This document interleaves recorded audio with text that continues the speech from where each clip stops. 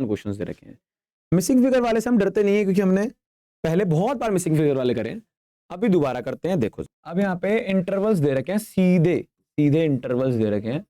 अब पॉइंट ये आता है कि सर सबसे पहले तो आपने हमें निकालना सिखाया था कि सीएफ निकालो, तो सर एक्स और वाई में सीएफ कैसे निकाला? मैं फिर बोलूंगा डरना नहीं है, जैसा आपको पता है मेथड वैसे करते रहो।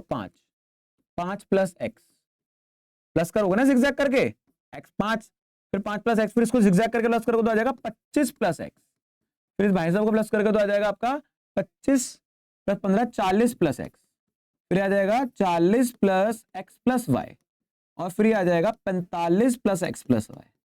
बात समझ में आई? ठीक है। अब सर फॉर्मूला लगा दो, ठीक है जी लगा देते हैं। मान लो मैं यहीं पे लगा रहा हूँ फॉर्मूला, मीडियन का फॉर्मूला होता है L plus N upon two minus C F upon में एफ इंटू एच। मेरी बात सुनो, हमें मीडियन क्लास चाहिए होती है, मानते हो? जब तक मीडियन क्लास नहीं मिलेगी, जब तक वैल्यूज नहीं मिलेंगी, यही दो क्वेश्चन में पढ़ के आए हैं। पर बड़े भाई मीडियन क्लास निकालूं कैसे? आप बोल रहे हो सर दे तो रखा है N upon two, N frequency का सम 60 गिवन है मेरे भाई। अगर मैं यहाँ पे एन अपॉन टू करता हूं तो मतलब 60 अपॉन 2 30। सर देखो ना ये 30 कहां लाया कर रहा है सीएफ में, पर मेरे भाई एक्स और वाई है तो मैं कहां से देख सकता हूं कि 30 कहां लाया कर रहा है? इसीलिए याद है मोड में भी ऐसा ही हुआ था कुछ, तो हमने मोड से मॉडल क्लास देखी थी।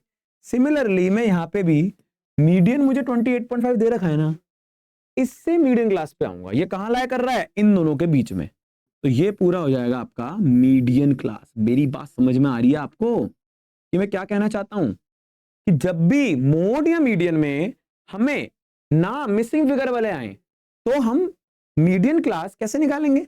एन अपॉन टू करके नहीं, हम निकालेंगे मीडियन से मीडियन क्लास। तो मतलब मीडियन क्लास ये हो गई। अब मैं फॉर्मूला में पुट करता हूं, मीडियन आपको दे रखा 28.5, एल कितना होगा 20, एन अपॉन टू तो 30 होगा।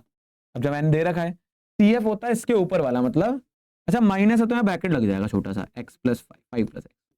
फ्रीक्वेंसी होती है वही वाली 20 होगी फ्रीक्वेंसी, है ना, और एच है आपका 10।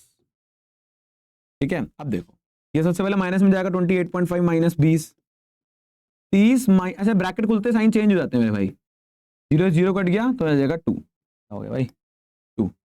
अब आ जाएगा 8.5, माइनस का नहीं है ये, माइनस 25 माइनस एक्स अपॉन में 2, ये मल्टीप्लाई आ जाएगा तो 8.5 मल्टीप्लाई में 2, 25 माइनस एक्स, 8 दूनी 16 17, 25 माइनस एक्स, एक्स इधर गया, ये जाएगा 25 माइनस 17, ये आपका आ जाएगा 8। ठीक है, क्योंकि 17 उधर जाएगा, एक्स इधर आएगा, तो 25 बड़े वाले में छोटे वाला माइनस करेंगे तो प्लस का ही 8 आएगा। 8 आ गया आपकी एक्स की वैल्यू। ठीक है। अब बोलोगे सर वाई की वैल्यू कैसे निकलेगी? तो भाई वो भी निकलेगी। हमने यहाँ पे एक रिलेशन भूल गए। आपको याद है जब मैंने आपको पहला क्वेश्चन कराया था, जो सीएफ के लास्ट वाला होता है वो फ्रीक्वेंसी के सम के इक्वल होता है।